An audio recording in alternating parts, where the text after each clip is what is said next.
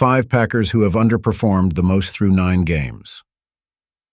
The Green Bay Packers have started the season with a solid 6-3 record, but their performance could have been even better if a few key players had lived up to expectations. As the Packers take a much-needed break during their bye week, it's a perfect time to assess the team's progress over the first half of the season.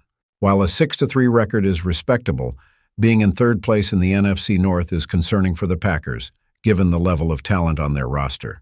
Despite the challenges, the Packers remain in the playoff hunt in the NFC, with some impressive performances, such as the 2-0 record in games started by backup quarterback Malik Willis. However, not everyone on GM Brian Gutekunst's roster has met expectations. There are several players whose performances have been disappointing, and these individuals need to step up in the second half of the season if Green Bay hopes to secure a playoff spot and build momentum for the future. Packers disappointment. Number 1. Davon Wix. Davon Wix had the potential to be a strong contributor to the Packers' receiving corps, but unfortunately, he has struggled significantly this season. On paper, he looks like a capable starting outside receiver, but the chemistry between him and quarterback Jordan Love has been the worst among quarterback-receiver duos in the league. Wix has had trouble with drops, and his inconsistent performances have led to concerns that he may need to be benched for a period to recalibrate. With Christian Watson returning from injury, Wix has found himself relegated to a backup role, and his lack of explosive speed has made him a less-than-ideal option as a deep threat. He has the opportunity to carve out a role as a possession receiver, but his clock is ticking. The Packers need him to step up if he is to avoid being a long-term disappointment. As it stands, he has been one of the biggest letdowns for the team so far this season. Packers disappointment, no. 2. Rashod Gary. Rashod Gary entered the season with high expectations following a breakout year in 2023, in which he recorded 9 sacks.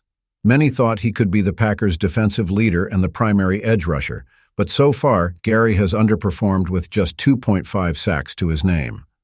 After the trade of Preston Smith, Gary's role as the top edge rusher was supposed to solidify, but his play has been largely underwhelming. Gary has shown flashes of his potential in the past, with the right mix of size and speed to be a quarterback disruptor.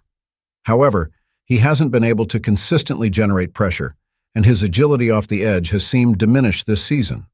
With the second half of the regular season ahead, the Packers will need Gary to find his rhythm if they are to remain competitive in the NFC playoff race. Packers disappointment, no.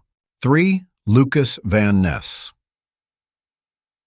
Lucas Van Ness was another player expected to make a significant impact this season, especially with the hope that he would complement Gary and Smith in pressuring opposing quarterbacks.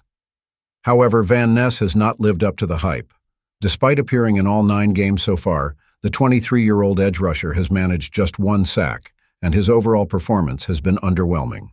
His Pro Football Focus grade of 47.6 is indicative of his struggles, and he has yet to prove that he is ready for a larger role in the defense. With Smith now traded, Van Ness will have more opportunities to make plays, but his current level of performance doesn't inspire confidence. As Green Bay pushes toward the playoffs, Van Ness will be under heavy scrutiny. The Packers need him to step up and show why he was so highly touted coming out of college. His development will be critical for the team's defense as they look to make a playoff run. Packers disappointment, number 4, Marshon Lloyd. The Packers had high hopes for Marshon Lloyd, who was expected to form a dynamic running back duo with Josh Jacobs this season. Unfortunately, injuries have sidelined Lloyd for most of the year, placing him on injured reserve with no clear timeline for his return. The hope in Green Bay is that Lloyd can recover and contribute in a meaningful way down the stretch, bringing a fresh and explosive element to the offense when defenses are tired. However, the reality is that Lloyd has yet to provide any value to the team in the first half of the season.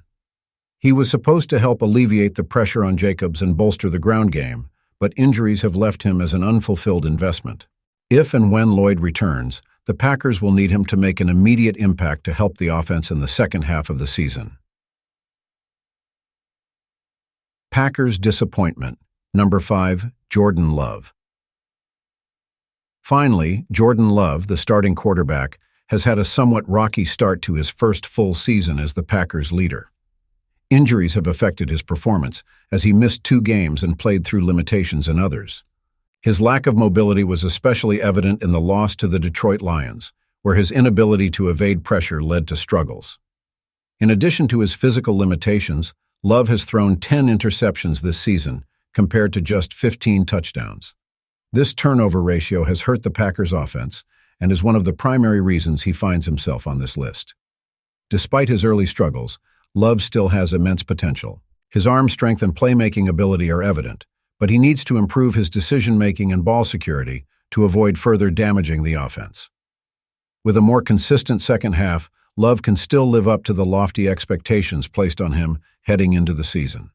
If he can shake off the early season issues, he has the talent to lead the Packers to a strong playoff push. In conclusion, while the Packers have a solid foundation and have shown resilience in some areas, these 5 players need to improve if the team is to meet its full potential. The second half of the season offers plenty of opportunities for growth, and if these key contributors can turn things around, Green Bay could be primed for a successful playoff run.